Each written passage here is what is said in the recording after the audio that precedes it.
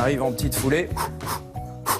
Ah, ça y est, alors c'est terminé les grandes robes de soirée, les gants, les accessoires et tout. Vous avez décidé d'arriver en sportive. Mais oui, en sportive, parce que les JO, c'est bientôt. Et j'ai rencontré le directeur artistique Felipe Oliveira Batista, donc le directeur artistique de la Maison Lacoste, qui a dessiné toutes les tenues de nos sportifs qui vont représenter la France. Que vous êtes en train de porter là, ça c'est la tenue officielle du sportif français. C'est la tenue officielle quand ils vont pour la journée d'ouverture, de clôture. Et vous avez, donc voilà, il y a plein de tenues. C'est son plus grand défilé. Vous imaginez, il y a 400 sportifs qui vont donc porter les couleurs de la France. Et je trouve que c'est bien que ce soit une marque française aujourd'hui, voilà, qui monte l'élégance à la française. Et vous allez voir, c'est vraiment très élégant. Regardez.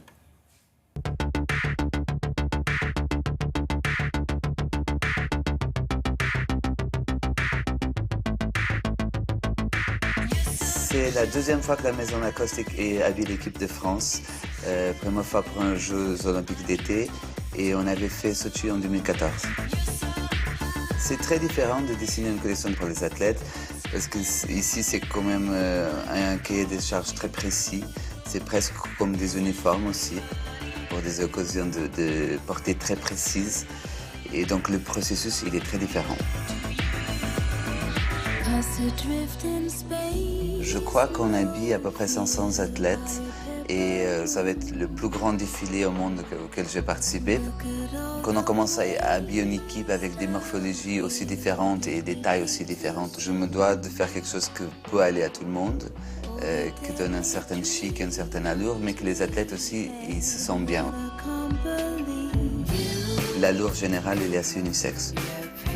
Il y a 3 occasions de porter, les défilés, les remises de médailles et les villages.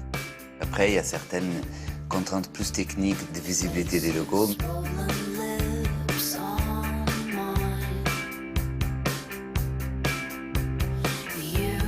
Tout le monde pense Rio très chaud, mais c'est leur hiver, donc on doit se protéger et se méfier aussi de la pluie. Les matières sont restées très fidèles à l'esprit de la marque. Ce sont des vêtements de parade et pas techniques pour faire du sport, donc il y a beaucoup de coton, mais avec une membrane déperlante.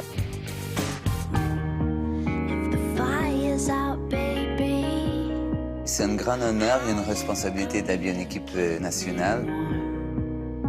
J'ai essayé de donner quelque chose qui représente beaucoup le chic français dans son allure et graphiquement et par les couleurs aussi, et en même temps représenté par notre maison. Et à la fois, soit des tenues que les athlètes se sentent bien et pas déguisés. Pour moi, c'était très important.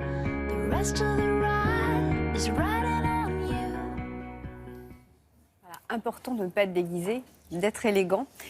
Et puis surtout l'élégance à la française, s'il vous plaît. Exactement. Petite question toute bête, d'où il vient ce crocodile là? C'est tout au début, c'est René Lacoste qui est aux États-Unis et qui voit une super valise en crocodile. Et du coup, il y a son coéquipier Alan Moore qui lui dit « Mais si tu gagnes, je t'offre la valise. » Yes. Et du coup, il s'est battu, mais vraiment sur toutes les balles, vraiment comme un crocodile finalement, avec acharnement. Il a perdu. Ah bah alors. Et du coup, voilà, le surnom lui est resté la marque au crocodile.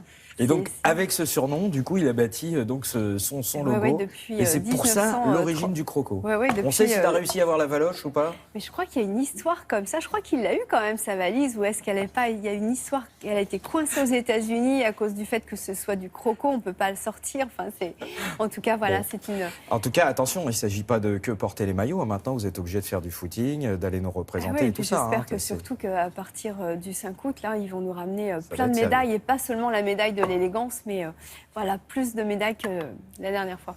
Merci.